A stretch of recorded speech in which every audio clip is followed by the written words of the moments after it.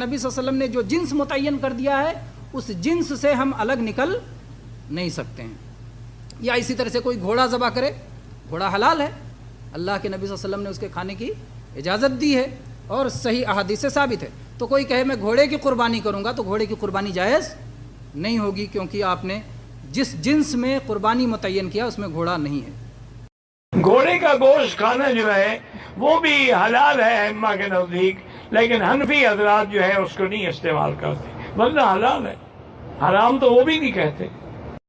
بخاری مسلم میں حدیث موجود ہے کہ گھوڑا حلال ہے، مرغی بھی حلال ہے، انڈا بھی حلال ہے، بھینس بھی حلال ہے. وہ کلپ آپ میرا دیکھ لیں تو اس میں نے ڈیٹیلز بتائی ہیں. پہلی بات تو یاد رکھیں کہ گھوڑا فی نفسی ہی شرعاً جائز ہے.